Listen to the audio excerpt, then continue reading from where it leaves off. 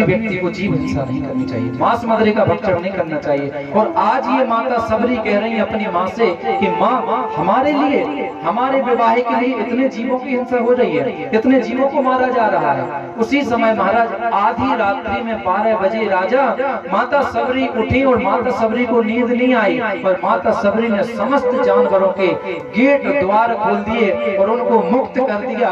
और पता है वो जानवर माता सबरी से क्या कह के गए कि सबरी, आज आपने हमें मृत्यु से मुक्त किया है, एक दिन आपको स्वयं परमात्मा ढूंढते हुए आएंगे और परमात्मा दर्शन देकर के आपको मुक्त करेंगे।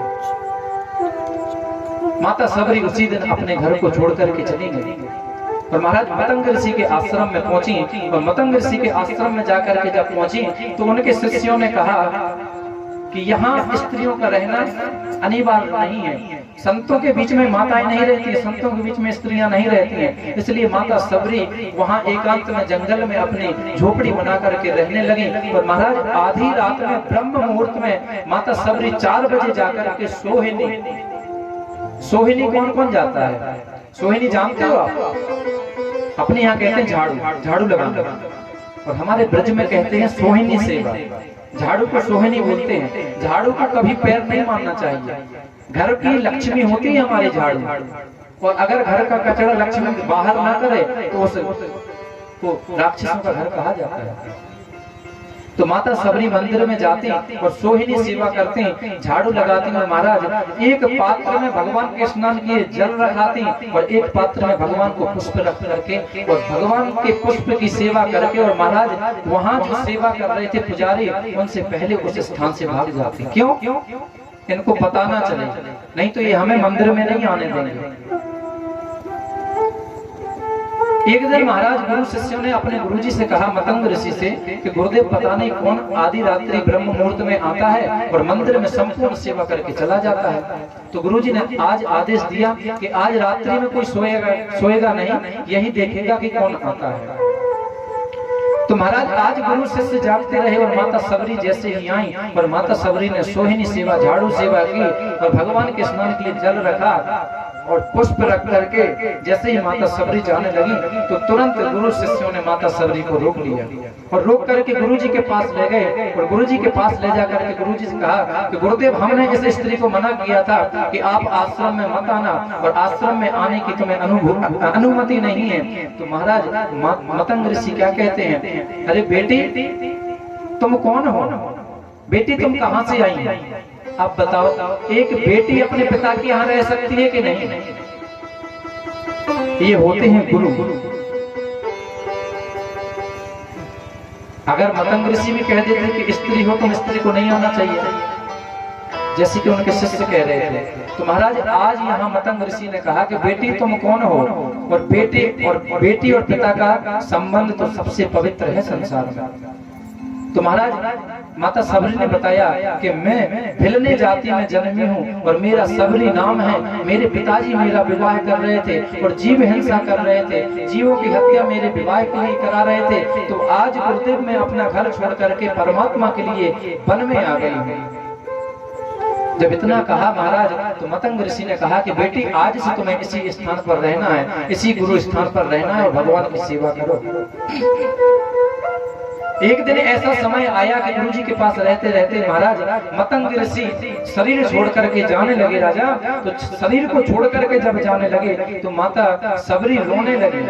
16 वर्ष की थी माता सबरी जब गुरुजी के पास आई, उस समय 16 वर्ष की थी और उनकी बुद्धि नहीं थी, उनमें उतना विवेक नहीं था। और माता सबरी गुरुजी से कहने लगी, जब गुरुजी अपने देह को छोड़ने लगे, गुरुजी आप कहाँ जा रहे हो?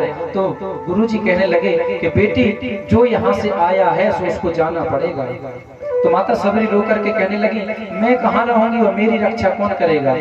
तो माता सबरी से गुरुजी कहे कि तुम्हें कहीं जाने की जरूरत नहीं है, तुम्हें कहीं भटकने की आवश्यकता नहीं है, तुम इसी आश्रम में रहना और इसी आश्रम में तुम्हें चल करके परमात्मा दर्शन देने के लिए आएंगे। तो महाराज ऐसे बताते हैं कि 10,000 वर्ष तक माता सबरी ने गुरु स्थान में भगवान की प्रतीक्षा की। और हम और आप 2 क्षण में कह देते हैं कि भगवान अगर हमें तुमने पास नहीं किया तो समझ लो भगवान है ही नहीं। भगवान के पास गए, भगवान को हमने 2 रुपए की चिरौंजी चढ़ाई और उनसे कहा भगवान आपने अगर हमारी मनोकामना पूरी नहीं की तो हम समझ लेंगे कि भगवान नहीं। हम भगवान की ऐसी परीक्षा लेते हैं जैसे भगवान कोई हास्य और परिहास्य का विषय हो। माता सबरी ने भगवान की 10,000 वर्ष तक तपस्या की और वहां जो ऋषि मुनि तपस्या कर रहे थे माता सबरी से बात नहीं करते थे। क्यों? माता सबरी से कहते थे तुम शूद्र हो, तुम स्पर्श मत करना, तुम्हारे पास भगवान नहीं आएंगे, तुम्हें भगवान नहीं मिलेंगे।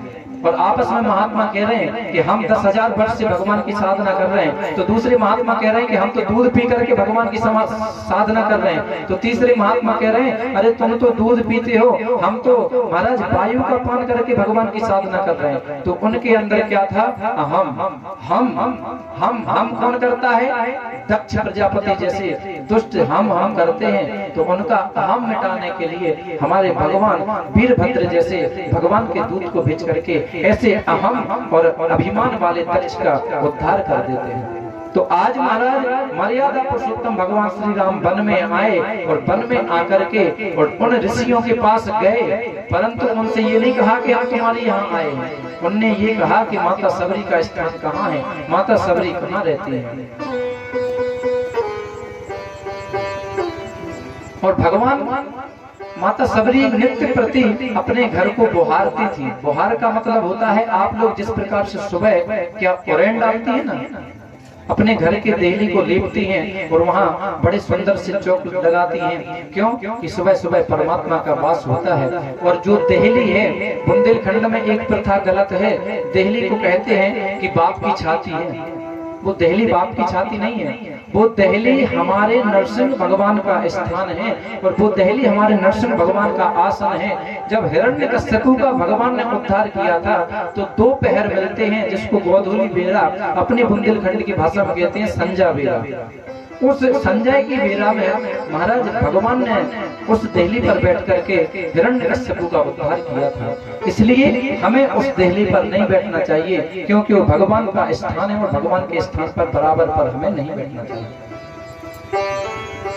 तो आज माता सबरी नित्य प्रति उस मार्ग को बुहारती हैं, फूल बिछाती हैं कि हमारे भगवान कब आएंगे, हमारे रघुनंदन कब आएंगे। और आज महाराज भगवान आए, माता सबरी के यहाँ पहुँचे और माता सबरी के यहाँ पहुँच करके माता सबरी को दर्शन दिए और दर्शन दिए तो माता सबरी पता है क्या